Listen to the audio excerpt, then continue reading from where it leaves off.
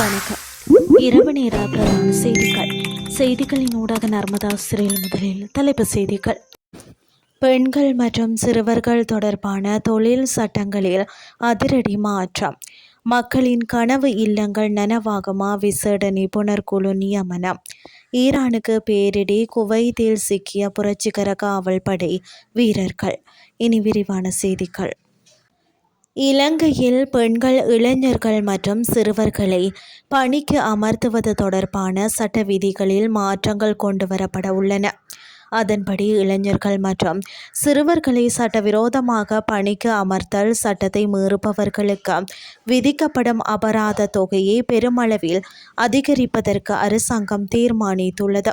கடந்த 2025 செப்டம்பர் மாதம் அமைச்சரவை வழங்கிய கொள்கை ரீதியான அனுமதிக்கு அமைய தற்போது இந்த புதிய சட்டம் மூலம் தயாரிக்கப்பட்டுள்ளது. அதன்படி இந்த குற்றங்களுக்காக இதுவரை விதிக்கப்பட்ட 10,000 ரூபாய் அபராத தொகை இனி வருங்காலங்களில் 1 லட்சம் ரூபாய் வரை அதிகரிக்கப்பட உள்ளது. தற்போதைய காலத்திற்கு ஏற்ப இந்த அபராத தொகையை மாற்றியமைப்பதற்கு சட்டமா அதிபரின் அனுமதியும் கிடைத்துள்ளது.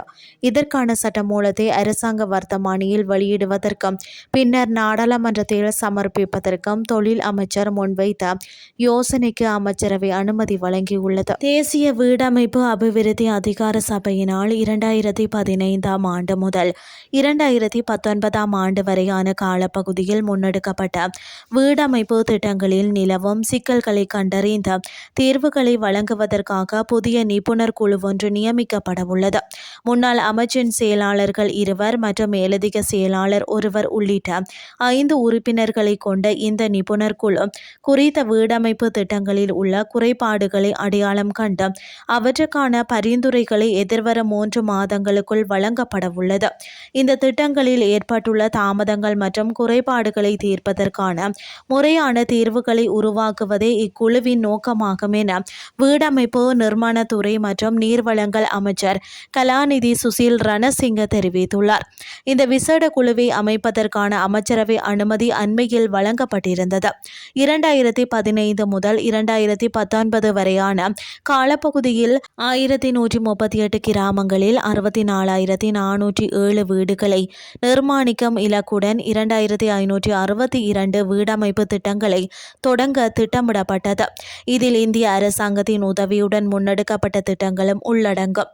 இருப்பினும் இதுவரை சுமார் 386 கிராமங்களில் மட்டுமே வீடமைப்பு திட்டங்கள் நிறைவு செய்யப்பட்டுள்ளதுடன் 10,532 வீடுகள் மாத்திரமே முழுமையாக கட்டி முடிக்கப்பட்டுள்ளன.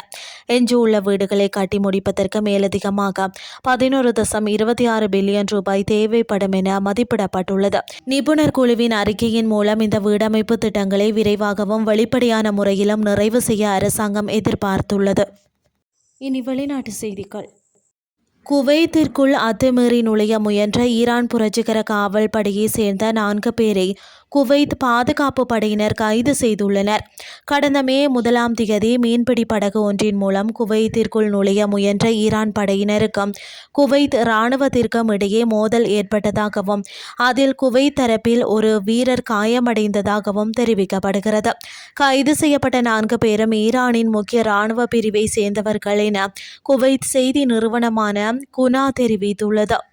கைது செய்யப்பட்டவர்கள் குவைத்தின் முக்கிய வணிக மற்றும் சரக்கு போக்குவரத்து மையமான புபியான் தீவுகளுக்குள் ஊடுருவி அங்கு விரோதமான செயல்களை செய்ய திட்டமிடப்பட்டிருந்ததாக குவைத் உள்துறை அமைச்சகம் தெரிவித்துள்ளது. போர் சூழலில் ஈரான் தனது அண்டை நாட்டுக்குள் இராணுவ ரீதியாக ஊடுருவ முயன்ற முதல் சம்பவமாக இது பார்க்கப்படுகிறது. எவ்வாறாயினும் இந்த குற்றச்சாட்டுகளை ஈரான் அரசு திட்டவட்டமாக மறுத்துள்ளதுடன் அவர்கள் கைது செய்யப்பட்டவர்கள் கடலோர காவல்படையை சேர்ந்தவர்கள் என்றும் அவர்கள் வழக்கமான ரோந்து பணியில் ஈடுபட்டிருந்த போது வழி செலுத்துதல் அமைப்பில் ஏற்பட்ட கோளாறு காரணமாக தவறுதலாக குவைத் எல்லைக்குள் நுழைந்துள்ளனர் என்றும் தெரிவித்துள்ளது. மேலும் கைது செய்யப்பட்டவர்களை சந்திக்க தங்கள் நாட்டு தூதருக்கு அனுமதி வழங்க வேண்டும் எனவும் ஈரான் கோரியுள்ளது. இந்த சம்பவத்தை தொடர்ந்து குவைத்துக்கான ஈரான் தூதரை நேரில் அழைத்து குவைத் வெளியுறவு அமைச்சகம் தனது கடும் கண்டனத்தை தெரிவித்துள்ளதாக கூறப்படுகிறது. செய்திகள் யாவும் நிறைவடைகின்றது. காலை 8